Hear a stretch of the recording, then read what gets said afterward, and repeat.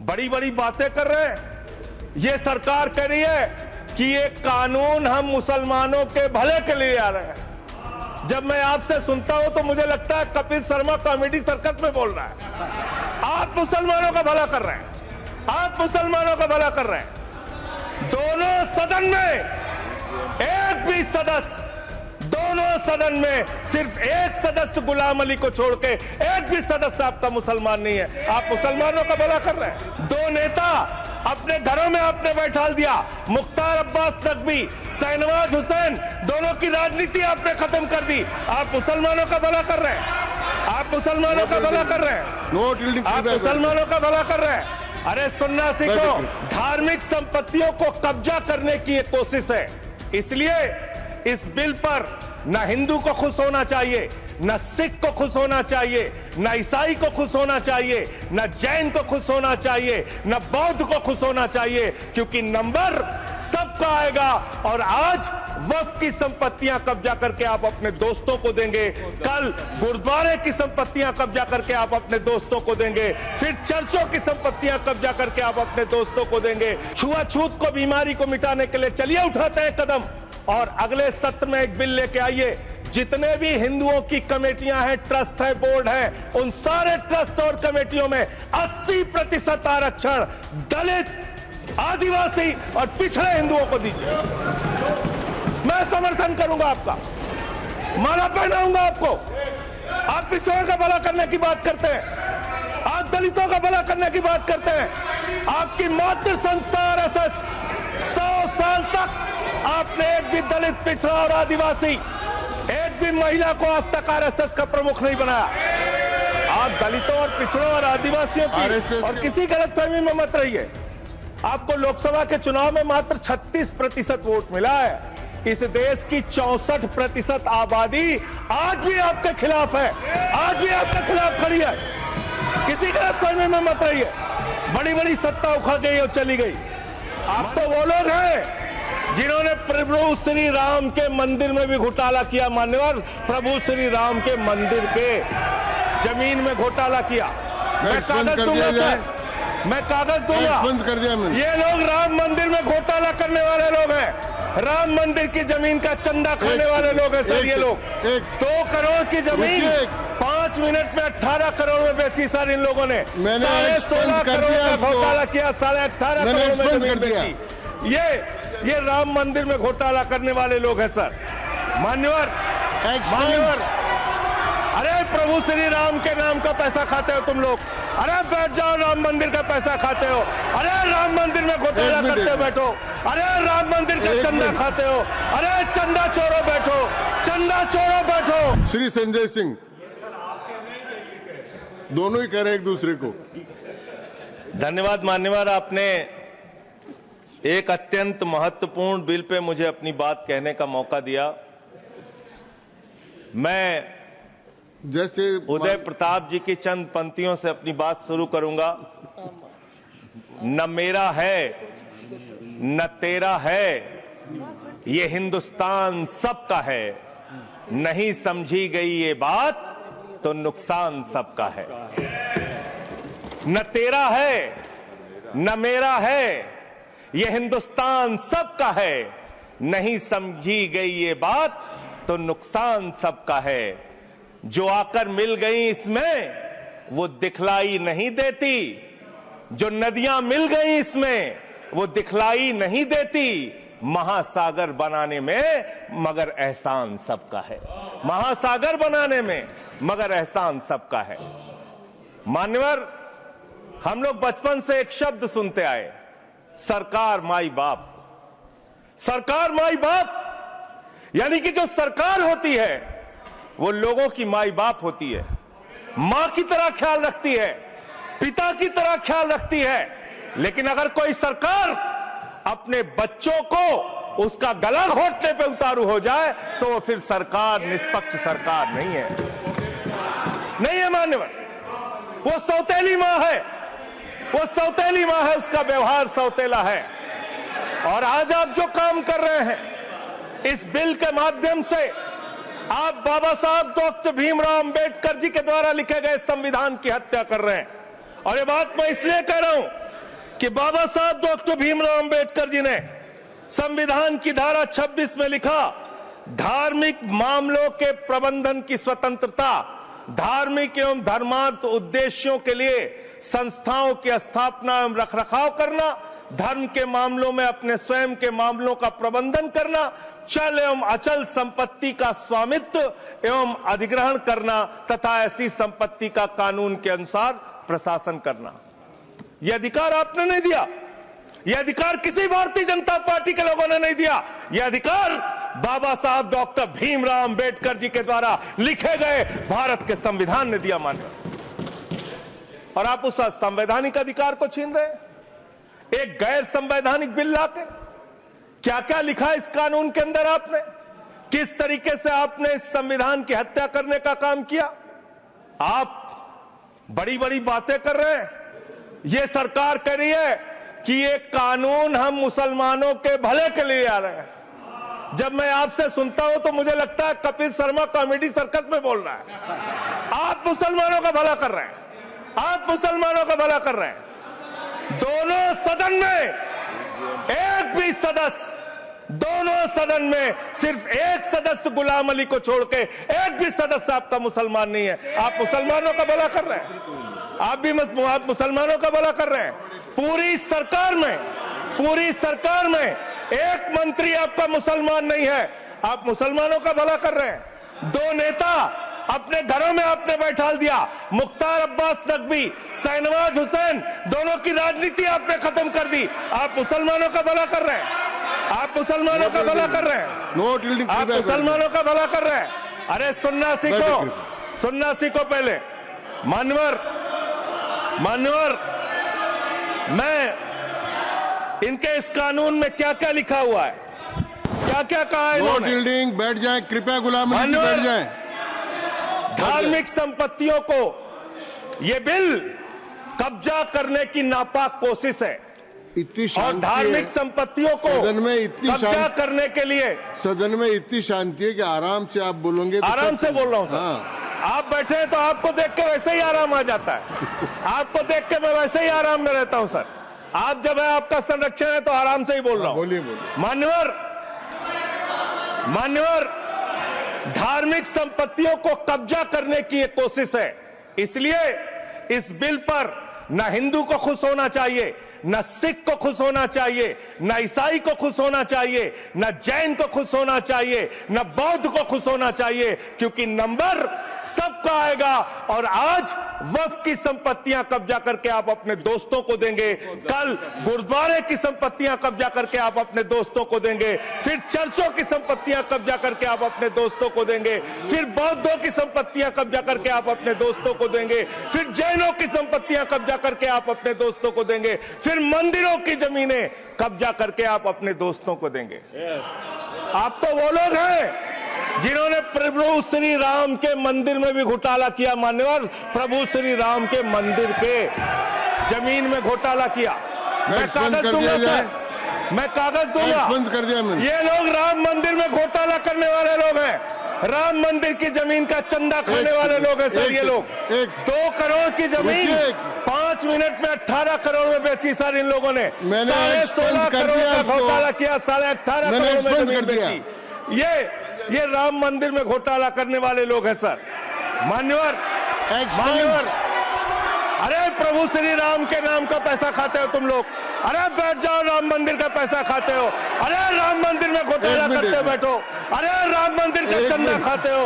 अरे चंदा चोरो बैठो, चंदा चोरो बैठो, चंदा चोरो बैठो, बैठो चंदा चोरो, चंदा चोरो बैठ जाओ। चंदा चोरो तुम लोग चंदा चोरो, चंदा चोरो तुम लोग, चंदा चोरो, चंदा चोरो, चंदा चोरो बैठो। 1 मिनट को प्लीज। चंदा चोरो बैठो। सभापति महोदय, Shri Gajendra Singh ji. Sir, I am not yielding sir, I am not yielding. सदस्य ने चंदा चोरी किया इन्होंने सर, राम का पैसा खाया करने वाले प्रभु श्री राम का पैसा खाया सर इन्होंने। राम मंदिर का विषय, राम मंदिर में चंदा चोरी किया इन्होंने। चंदा चोर है सर ये लोग। इन्होंने प्रभु श्री राम का चंदा खाया। कृपया बैठ जाए। चंदा चोरी किया सर। कृपया बैठ जाए। मान्यवर, आपने कहा कि इससे आप पिछड़े मुसलमानों का भला करने जा रहे हैं। सुनने में बहुत अच्छा लगता है कि आप पिछड़े मुसलमानों का भला करने जा रहे हैं। आपने इसमें कहा कि आप महिलाओं का भला करने जा रहे हैं। सुनने में बहुत अच्छा लगता है कि आप महिलाओं का भला करने जा रहे हैं, लेकिन ये सरकार, और यहां पे इस समय मंत्री जी नहीं है, मैं उनसे पूछना चाहता हूं, आप देश को और सदन को गलत जानकारी क्यों दे रहे हैं? माननीय 2013 के वक्फ बिल में जो भारतीय जनता पार्टी की सहमति और सहयोग से पास हुआ, उसमें भी महिलाओं के लिए आरक्षण था। मना कर दीजिए कि नहीं था, मना करिए कि हम गलत बोल रहे हैं। माननीय मंत्री जी ने कहा 1 करोड़ सुझाव आया। मैं आपसे पूछना चाहता हूं, कितने करोड़ ईमेल आए, कितने करोड़ पत्र आए, कितने करोड़ सुझाव आए? पूरे देश को जानकारी दीजिए, और मैं आपको दावे के साथ कह सकता हूं, जब पूरा सच सामने आएगा तो देश को पता चलेगा कितने लोग इस बिल के विरोध में थे, कितने लोग इस बिल के समर्थन में थे। मैं जेपीसी का सदस्य था मनवर, मैं कह रहा हूं आपसे लाइए, और आप पिछड़े मुसलमानों का भला करना चाहते हैं। मैं आपसे हाथ जोड़कर निवेदन करता हूं, विनती करता हूं, और हमारे जो मित्र उधर भी हैं, अगर आप मेरी बात से सहमत हैं तो समर्थन करना। समाज में छुआछूत को, बीमारी को मिटाने के लिए चलिए उठाते हैं कदम, और अगले सत्र में एक बिल लेके आइए। जितने भी हिंदुओं की कमेटियां हैं, ट्रस्ट है, बोर्ड है, उन सारे ट्रस्ट और कमेटियों में 80% आरक्षण दलित, आदिवासी और पिछड़े हिंदुओं को दीजिए। मैं समर्थन करूंगा आपका, माला पहनाऊंगा आपको। आप पिछड़ों का भला करने की बात करते हैं, आप दलितों का भला करने की बात करते हैं। आपकी मातृ संस्था आरएसएस 100 साल तक आपने एक भी दलित, पिछड़ा और आदिवासी, एक भी महिला को आज तक आरएसएस का प्रमुख नहीं बनाया। आप दलितों और पिछड़ों और आदिवासियों की आरएसएस के बारे में भला करने की बात करते कर हैं। दीजिए। माननीय इस बिल में क्या लिखा है? आप जो भी बातें इस विधेयक के अलावा बोलेंगे, उन सब को मैं एक्सप्लेन करूंगा। ये सच नहीं है?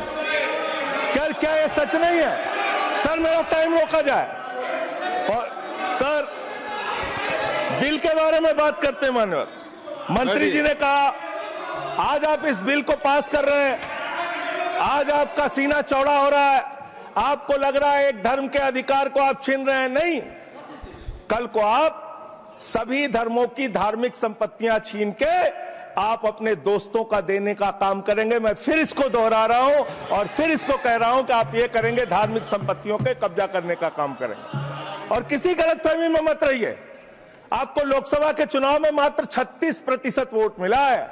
इस देश की 64% आबादी आज भी आपके खिलाफ है, आज भी आपके खिलाफ खड़ी है। किसी गलतफहमी में मत रहिए। बड़ी बड़ी सत्ता उखड़ गई और चली गई। मान्यवर, आपने इसमें लिखा बिल के अंदर कि वक्फ कमेटी के अंदर गैर मुसलमान इसका सदस्य बन सकता है। आप क्या गुरुद्वारा कमेटी के अंदर गैर सिख को मेंबर बना सकते हैं? क्या ईसाई कमेटी के अंदर गैर ईसाई को सदस्य बना सकते हैं? क्या बौद्धों की कमेटी के अंदर गैर बौद्ध को, क्या जैनों की कमेटी के अंदर गैर जैन को आप मेंबर बना सकते हैं? और इतना ही नहीं, क्या आप हिंदुओं के ट्रस्ट में, मंदिर के ट्रस्ट में आप क्या गैर हिंदू को मेंबर बना सकते हैं? नहीं बना सकते, नहीं बना सकते। आप एक झूठ फैला रहे हैं देश भर में, देश भर में झूठ फैला रहे हैं। आप कह रहे हैं ये मैं पढ़ रहा हूं राम मंदिर का, सर, राम मंदिर ट्रस्ट। झूठ शब्द असंसिद्धि है, जो असंसिद्धि शब्द उनको निकाल दीजिए। सत्य से परे, सत्य से परे। सर ये प्रभु श्री राम के मंदिर का ट्रस्ट, मैं इसका समर्थन करता हूं। नहीं, आप सर मैं इसका समर्थन कर रहा हूं। ये सब्जेक्ट नहीं है सर, समर्थन कर रहा हूं। सुन तो लीजिए, आप कहे से नहीं सुनूंगा। डिस्ट्रिक्ट मजिस्ट्रेट प्रोसीडिंग में नहीं आएगा। सर मेरी बात तो बिल्कुल नहीं आएगा। सर मेरी बात सुन लीजिए। घनश्याम जी प्लीज, चेयरमैन साहब, district magistrate of Ayodhya will be ex officio trustee who will be a practicing Hindu. If the DM is not Hindu, then additional district magistrate will be an ex officio member of the trust. हम इसका समर्थन करते हैं sir. Hindu धर्म के trust में हिंदू को member होना चाहिए, आपने लिखा, हम इसका समर्थन करते हैं। लेकिन आप दूसरे धर्मों के ऊपर कह रहे हैं। कल को आप गुरुद्वारा कमेटियों में कहेंगे सिख नहीं दूसरे धर्म के लोग इसमें आएंगे, कल को आप जैन कमेटियों में घुसड़ेंगे, बौद्धों की कमेटियों में घुसड़ेंगे। ये बात गलत है, ये पूरी तरीके से गलत है। और आज पूरे देश को आप बताइए, मान्यवर, पूरे देश को आप बताइए, 2009 में आपने अपना घोषणा पत्र जारी किया था, मैनिफेस्टो। ये मैनिफेस्टो आपका लेके आया हूं, ये तो आपका डॉक्यूमेंट है, मेरे घर नहीं बना। इस मैनिफेस्टो में लिखा है इन्होंने कि 2009 के मैनिफेस्टो में लिखा है कि वक्फ की जमीनों पर जो अवैध कब्जे हुए हैं, के.आर. रहमान की कमेटी की रिपोर्ट के हिसाब से हम मुस्लिम धर्म गुरुओं के साथ बातचीत करके उसको खाली कराने का काम करेंगे। कितना दोहरा चरित्र आपका। आपने कहा वक्फ की जमीनों को खाली कराने का काम करेंगे जिसपे कोई और कब्जा कर रखा है। मान्यवर, एक और बात, सुप्रीम कोर्ट के अंदर आप कह रहे हो कागज चाहिए, कागज चाहिए। मंत्री जी ने कहा कागज चाहिए। मंत्री जी, आपको कागज की बहुत जरूरत होती है, कागज आपको चाहिए। आपकी सरकार ने 2020 में, ये पूरे देश को देखना चाहिए, पूरे देश को सर, 2020 में मैं जेपीसी का मेंबर था, एक कागज वहां मिला में 2020 में सुप्रीम कोर्ट में। सर आप, मेरी बात नहीं आ रही सर मेरी बात नहीं आ रही। 2020 में मान्यवर, इस भारत की सरकार ने, मोदी जी की सरकार ने शपथ पत्र दिया सुप्रीम कोर्ट में। से क्या लिखा हुआ है? 99% वक्फ की संपत्तियां डिजिटाइज हो चुकी हैं। मुख्तार अब्बास नकवी साहब आपके मंत्री थे, उनका बयान है 100% वक्फ की संपत्तियां डिजिटाइज हो चुकी हैं। तो जब आप सारी संपत्तियां डिजिटाइज कर चुके हैं, सब कुछ ऑनलाइन कर चुके हैं वामसी पोर्टल में, सारे कागजात जांच चुके हैं, तो क्या आप फसाद कराने के लिए फिर से कागज मांग रहे हैं? फसाद कराने के लिए, आप फसाद कराने के लिए कागज मांग रहे हैं। आप फसाद कराने वाले हिंदू हैं, हम सौहार्द फैलाने वाले हिंदू हैं। यह बुनियादी फर्क है, यह बुनियादी फर्क है आप में। आप देश भर में फसाद, नफरत, लड़ाई, झगड़ा कराने का काम करते हैं। मान्यवर, मैं अंत में आप लोगों से सिर्फ एक ही बात कहना चाहता हूं कि आज सच्चर कमेटी की रिपोर्ट की बात कही गई और कहा गया 12,000 करोड़ की आमदनी हो सकती थी। एक सुझाव मैं पूरे सदन की तरफ से इस सरकार को देना चाहता हूं। 12,000 करोड़ की आमदनी की चिंता है वक्फ की, करोड़ों मुसलमानों की चिंता है आपको। एक अपने दोस्त को पकड़ के लाइए, नीरव मोदी को 20,000 करोड़ वसूलिए, 12,000 करोड़ वक्फ को दीजिए, 8,000 करोड़ अपने पास रखिए। 8,000 करोड़ का आपको मुनाफा होगा, 12,000 करोड़ वक्फ को दे दीजिए, करोड़ों मुसलमानों का भला हो जाएगा। मान्यवर, अंतिम बात कह के आपने कहा सच्चर कमेटी की रिपोर्ट से 12,000 करोड़ की आमदनी की बात कही गई है। अर्ध सत्य मत बोलिए, पूरा सत्य बोला कीजिए।